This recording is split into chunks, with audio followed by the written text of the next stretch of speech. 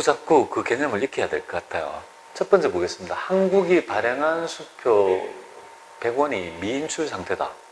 그럼 한국은 어떻게 했겠습니까? 자, 발행했으니까 당세금을 뺐을 거 아니에요. 그런데 이제 아직 발행했는데 그 아마 수표를 가지고 있는 사람이 인출해 가지 않은 모양이에요. 그럼 뭐 회사는 뺐고 은행은요? 당연히 안 뺐지 않습니까?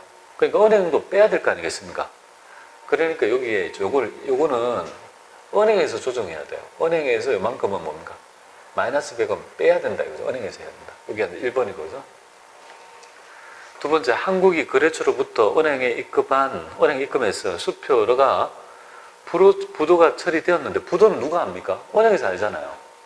은행이 통지해 주잖아요. 그죠? 근데 은행으로부터 통지를 못 받았대요. 은행은 부도 났으니까 뺐다. 그죠? 근데 회사는 못 뺐다. 이거죠? 그러니까 이만큼은 어떻게 됩니까? 회사 측 잔고에 어떻게 해야 되죠? 200원은 뭡니까? 빼줘야 되는 거 아니겠습니까? 그죠? 은행에 이거는 그죠?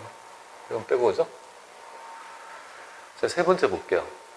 거래처 B로 입금된 300원을 한국은 30원으로 잘못 기록했다. 입금이 됐는데 30원이니까 지금 그죠?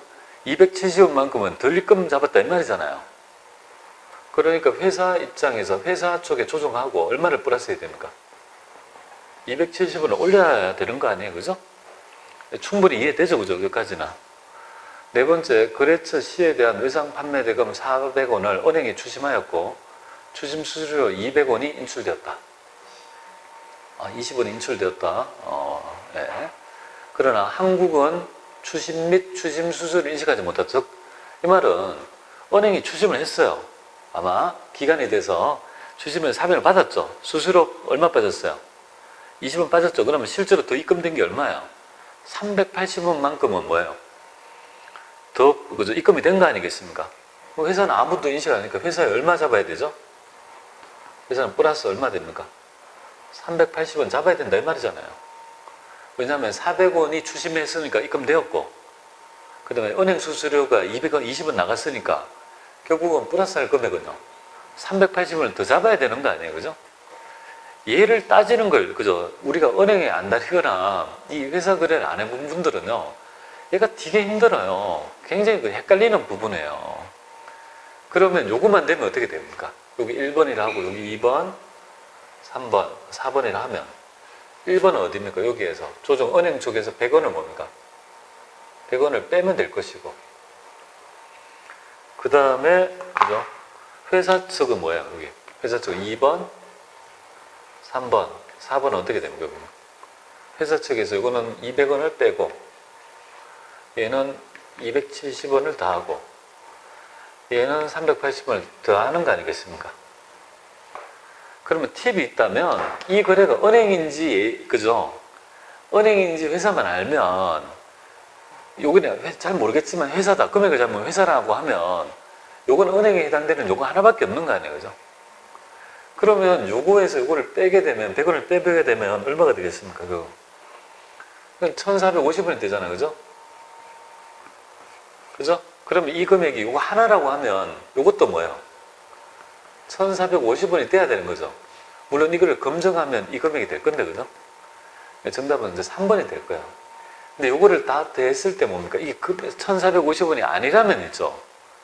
뭔가 잘못한 거예요. 그죠? 뭔가 잘못한 거죠. 이게 뭐 1450원이 맞지 않습니까?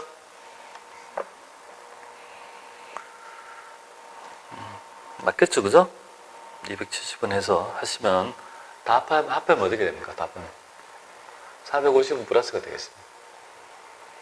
계산해 보세요. 계산기 맞죠? 그죠?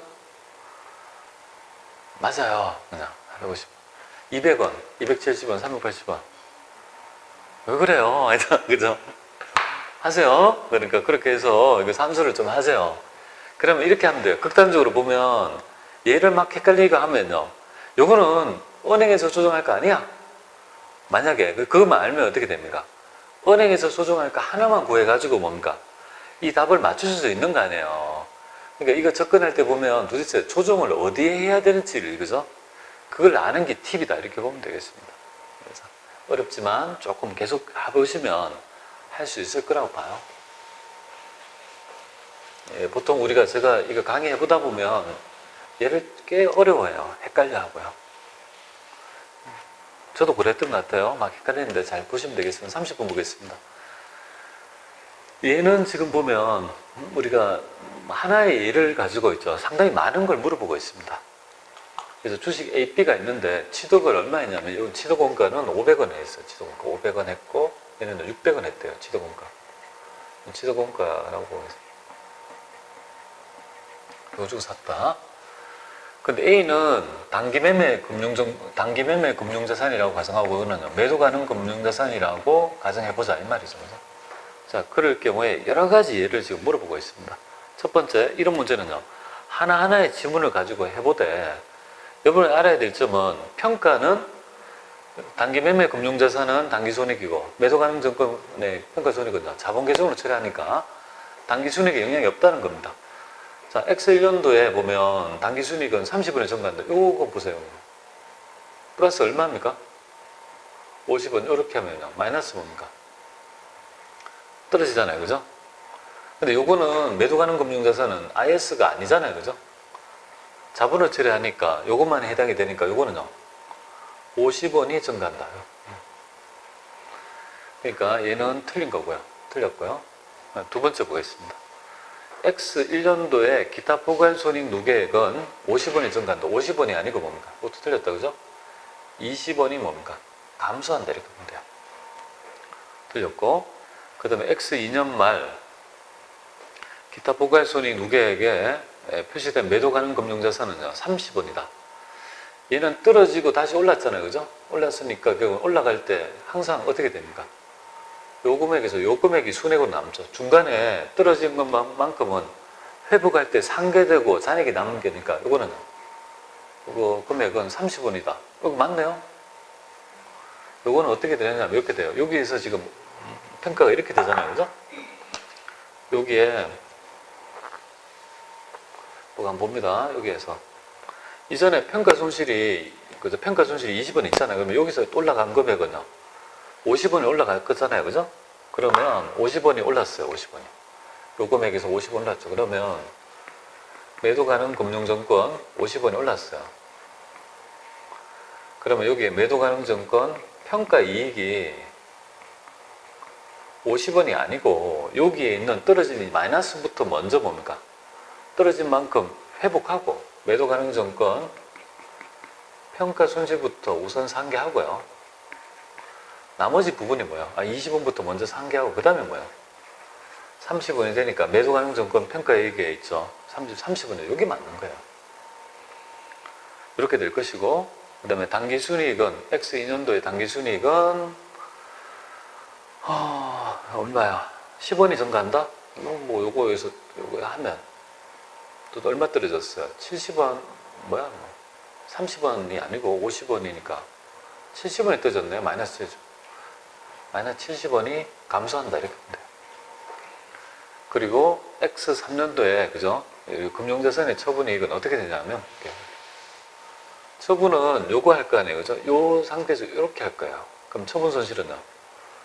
여기 하시면 얼마야? 45만큼의 처분 손실이 나타나죠. 그죠? 그 다음에 B 주식은 어떻게 됩니까? B 주식은 처분 손익을 인식하지 않죠. 처분 손익을 인식하지 않습니다. 그래서 옛날이 아니라 2018년도 지금 시점에서는요. 매도 가능 증권에 있죠. 처분에 따른 손익을 인식하지 않죠. 그죠? 그러니까 결국은 요 금액은요. 40원이 떨어진다. 이렇게 보면 되겠습니다. 정답은 3번이 되는 굉장히 두 개를 가지고 있죠. 여러 가지 문제를 물어봤던 문제가 될 것 같습니다. 자, 이렇게 챙겨보시면 좋겠습니다. 자, 맞죠? 자, 그 다음에 31번 볼게요. 다음 거래 중에서 금융부채를 물어봅니다. 금융부채의 정의는 말 그대로 우리가 계약상의 업무를 얘기하는 거죠. 계약행위가 아니라면요. 이런 것들은 우리가 금융부채로 보지 않는데요. 여기 은행에서 빌렸어요. 맞고요. 얘는 신제품을 공급하기 위해서 미리 받은 거죠. 선수금이잖아요. 선수금은 금융부채가 아니에요. 아니에요. 매입대금의 어음을 발행했다. 이거는 금융어음이에요. 그죠? 금융어음이 CP가 됩니다. 그죠? 기업 어음을 발행한 거고. 재고자 매입대금으로 만기, 금융보험이 아니에요. 상호보험이네. 하여튼 요건 부채가 되고요. 지금 은행에서 자금을 차리면서, 요거 죄송합니다. 요거는 상호보험이고요. 여기 바로 금융보험이 되네요. CP 보통. 기업이 신용만 있으면 끊을 수 있는 거잖아요. 상금이 부채가 될 것이고. 얘는 어음을 500원 중에 100원은 어음으로, 나머지는 5개월 지급했다. 당연히 나머지도 계약상의 의무가 되는 거잖아요. 다 하면. 그럼 300원, 600원, 1100원. 4번이 됩니다. 선수금은 우리가 계약상의 의무가 아니니까, 그죠? 계약상의 의무가 아니니까 부채가, 금융부채가 아니다. 이렇게 보시면 될 것 같습니다.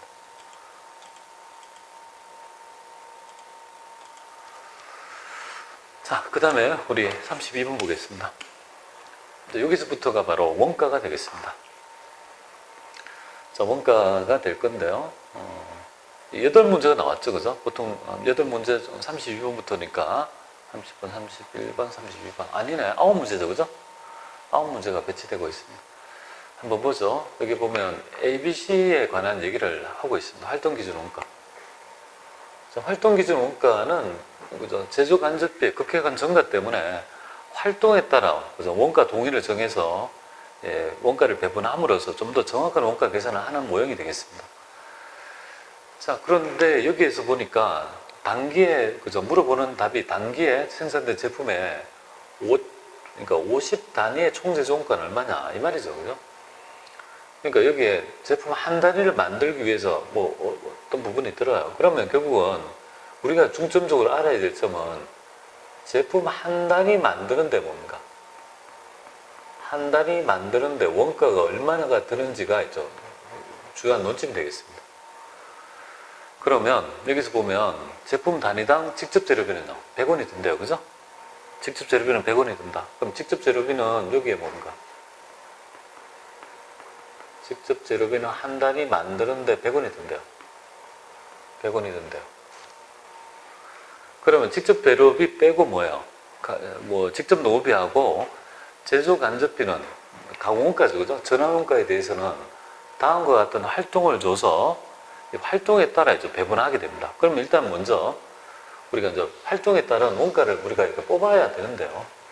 여기서 보면 한 단위만 기계 작업 시간당 하나 만들 때 뭡니까? 기계 작업 시간당 여기 제품 한 단위를 생산하기 위해서는 2시간의 기계 작업 시간이 들죠. 그러니까 기계 작업 시간당 50원이 드니까 한 단위 만드는데, 그죠? 여기는 지금 한 단위 만들 때 몇 시간이 들어요? 2시간이 드니까 요 원가는 얼마가 되겠습니까? 그죠? 100원이 된다, 그죠? 100원이 될 것이고. 그 다음에 5개의 부품이 소요된대. 부품수 5개가 소요된대요. 요거는요 50원이 되겠다, 그죠? 그리고 여기에는요 제품 완성품 한 단위, 제조 한 단위에 30원이 드니까 결국은 한 단위 만드는요 30원이 드는 거 아니겠습니까?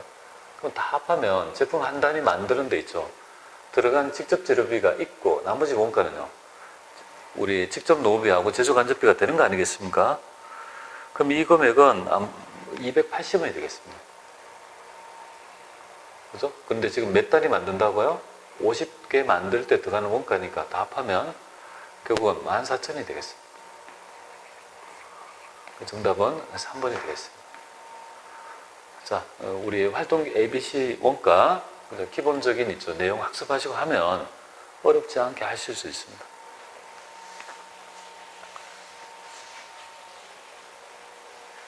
자, 그 다음에 이어가지고요 33번 보겠습니다. 자, 얘는 지금 보면 뭐를 구하는 문제냐면 아마 관련원가 개념이 되겠습니다. 특별전문 수량 여부다, 그죠? 이걸 했을 때 이 주문을 받을 건지 말 건지를 우리가 판단하는 문제가 되겠습니다.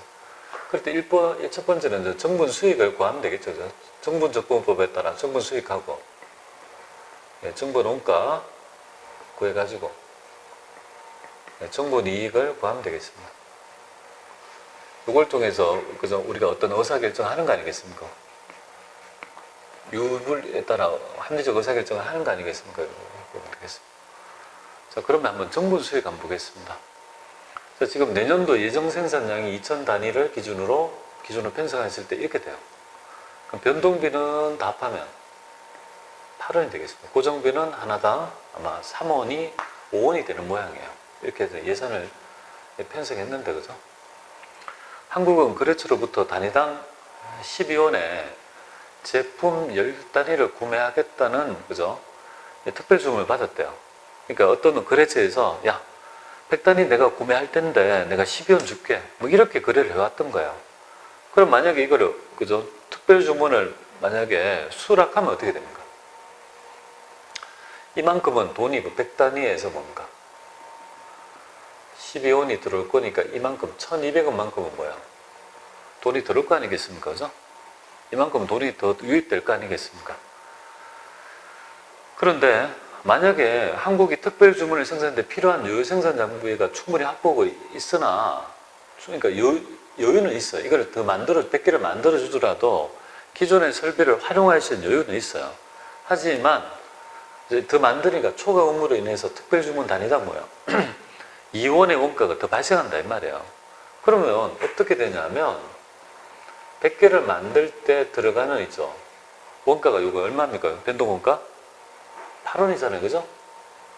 예, 우리가 관련 원가가 가장 기본이 바로 뭐예요? 예, 변동 원가 하고요. 기회비용. 그 다음에 여기에 대한 있죠. 추가 있죠. 기회비용 이런 거잖아요. 그죠?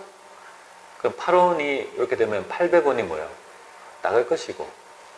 그 다음에 또 고려해야 될 거는 만약에 이 특별 주문을 수락하게 되면요.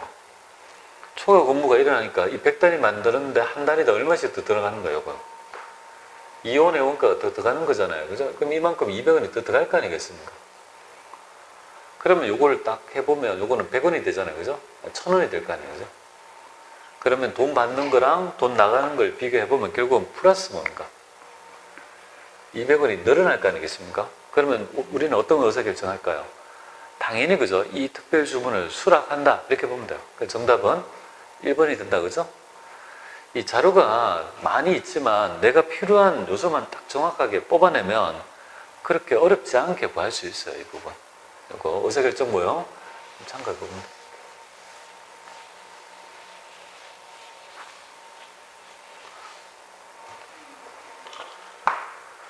자, 그 다음에 우리 34번 보겠습니다. 얘가 약간 있죠. 좀 복잡할 수 있는데 얘는 이렇게 물어봐요. 세 가지 제품을 만든대요. 이렇게. 그리고 단기에 발생되는 있죠. 결합원가 총액은 4만 원인데 얘는 분리점에서 상대적 판매 가치를 기준으로 제품에 배부한다. 그리고 이렇다. 이렇게 돼 있어요. 근데 만약에 이럴 경우에 추가 가공한다라면 이렇게 팔면 이렇게 되는데 이걸 더 추가로 가공하면 가격이 달라진다. 그죠? 이럴 경우에 A, B, C 중에서 그죠? 그러니까 이렇게 그냥 파는 게 좋은지 추가 가공가를 들어서 더 하는 게 좋은지 요거를 판단해보고 추가 가공해서 더 이익이 나는 것은 뭔지를 물어보는 것 같습니다. 그죠? 이렇게 뭐. 그죠? 유리한 제품만 골라봐라. 그죠? 그러면 지금 일단 알아야 될 점은 판매 가치를 기준으로 하는 거니까 여러분들이 결합원가 계산 배우셨을 때 가장 먼저 해야 될 부분은 뭐냐면 여기 저 판매 가치 비율 배분을 일단 알아야 돼요. 그죠? 항상 우리가 결합원가는 제시하고 있는 판매 가치를 알아야 돼요. 판매 가치를 알아가지고 여기에 비율이 나와야 돼요. 이 비율이 나오는 게 가장 먼저 해야 될 부분입니다. 그럼 판매 가치는 요거 곱하기 요거 하면요. 15,000원 이렇게 될 것이고 얘가 이렇게 하면 이것도 뭔가 15,000원 될 거고 얘는 하면요. 2만 원 이렇게 되나요? 요 금액은 그러면 다 합하면 5만 원이 되겠다. 그죠? 그럼 얘는 비율이 어떻게 될까요? 이거는 비율을 딱 해보겠습니다. 퍼센트로 하면 요 비율은 40% 되나요? 100%가 돼야 되니까. 그죠? 요거는요. 그러면 30%? 30%. 이렇다 하는 거 아니에요. 그죠? 일단 요거를 알아야 돼요. 요거를 딱 알아야 돼요. 딱 알고 여기에 이제 그 다음에 뭔가 결합원가를 배분해요. 여기에 뭉쳐있는 있죠. 결합원가. 우리가 얘기하는 결합원가를 각 제품에다가 배분해야 돼요. 결합원가를 배분합니다. 그럼 결합원가를 배분하면 그럼 결합원가가 이제 4만이잖아요. 그죠? 4만 원을 쭉 이렇게 배분할 거예요. 하나, 둘, 세 개를 배분할 거예요. 이 비율로 배분한다고요. 그럼 요거는 12,000원을 배분할 것이고, 얘도 12,000원. 그래서 해서 16,000원. 이렇게 배분할 거예요. 그럼 요 시점에 매출 총이익은요? 총이익은, 그러면 해보면 이렇게 되죠. 그럼 여기에서 매출 총이익을 어떻게 되냐면, 15,000원 파는데 뭔가, 15,000원에 판매되는데 12,000원의 결합원가를 배분했으니까, 얘는 이익이 뭔가, 3,000원이 될 거고, 요거 하면 얘도 3,000원이 될 거고, 얘는 이렇게 하면 4,000원이 되겠다, 그죠? 여기 당연히 10,000원이 되겠죠. 왜? 5만원의 판매 가치가 있는데 결합원가가 4만원 들었으니까 뭔가 이만큼이 될 거 아니에요, 그죠? 요 의사결정을 할 거예요. 그런데 지금 뭐 하라는 거예요? 요런 경우에 요렇게 하는 거예요. 추가 가공해서 뭔가 하면 가격이 뭐예요? 달라질 거 아니겠습니까, 그죠? 판매, 그죠? 가격하고. 그러면 요렇게 됐을 때, 요렇게 두 개 했을 때 어떻게 달라지냐 이거잖아요, 그죠? 그러면 여기에서 지금 들어가는 금액이 얼마가 되게 판매 가치가요? 그럼 여기 판매 가치가 12원이니까 여기 금액이 달라질 거 아니에요, 그죠? 그럼 요거를 이제 두 개를 구해봐야 되잖아요, 그죠?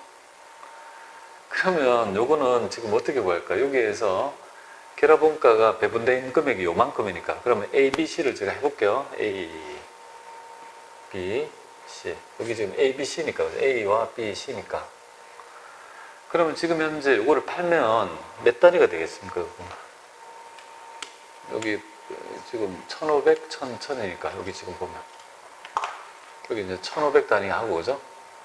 여기 1,000단위 또 1,000단위 이렇게 됩니까, 그죠? 맞잖아요, 그죠? 여기 위에 보면. 그럼 요걸 파는데 해볼게요. 그럼 요거를 팔게 되면 A는